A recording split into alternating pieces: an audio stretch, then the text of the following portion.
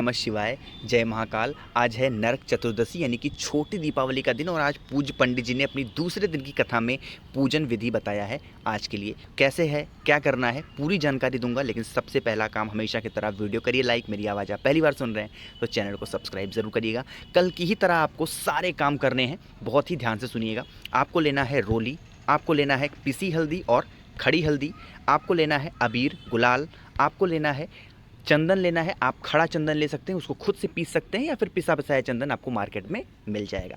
फिर आपको लेना है मौली, इसको हम रक्षा सूत्र भी बोलते हैं, ये लेना है।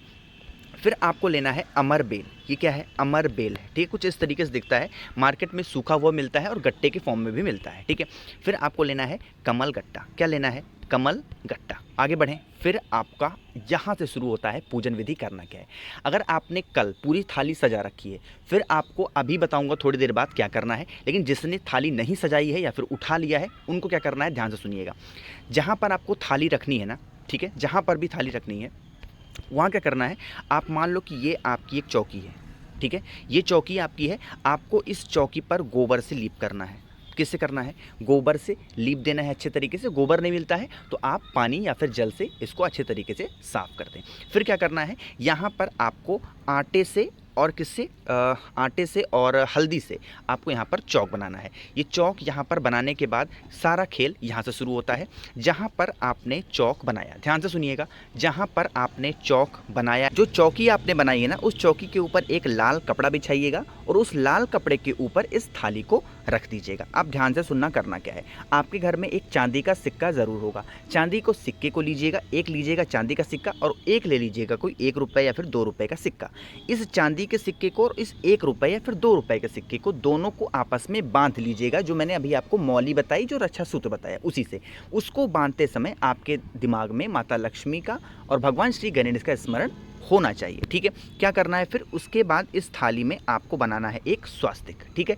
इस स्वास्तिक पर उस चांदी के सिक्के को जो आपने लपेटा है, यहाँ पर आपको उसको रख देना है। इतनी बात आपको समझ में आ गई। उसके बाद जो मैंने आपको सामान बताया अभी पीछे, उस सामान को यहाँ पर आप चढ़ा दीजिएगा। हल्दी चढ़ा दीजिएगा, कुमकुम चढ़ा दीजिएगा, अबीर चढ़ा दीजिएगा। यानी कहने का मतलब ये है कि आप पूजा अर्चना जैसे भी करना चाहें आप कर लीजिएगा, ठीक है। अब देखो ध्यान से करना क्या है। अब आपको लेना है एक दिया, ठीक है। ये दिया किस तरह, मिट्टी का दिया होना चाहिए और ये लंबी बाती का 1 बाती वाला दिया होना चाहिए। लंबी बाती का 1 बाती वाला दिया होना चाहिए और ये घी का दीपक होगा। बात तरीके समझ में।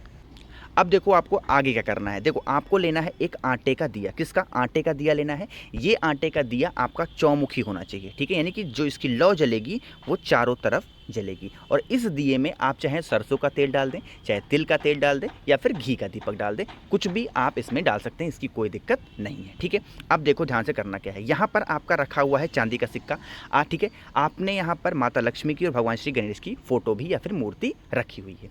जो अभी मैंने चौमुखी आपको बताया, चौमुखी दिया, उसको आपको अपने दाहिने साइड रखना है। किसके? अपने दाहिने साइड। ध्यान से सुनिएगा, खुद के दाहिने साइड, माता लक्ष्मी का दाहिना नहीं, आपका जो दाहिना साइड होगा उस चौमुखी दिए को यहाँ पर रखना है। और जो मैंने अभी आपको घी का दीपक बताया ना, उसको खुद के बाईं ओर रखना है, ठीक है। जैसे ये आप वीडियो देख रहे हैं तो आपका बायां यही तो हुआ, तो आपको यहाँ पर उसको रख लेना है। अब देखो पूजन कैसे करनी है।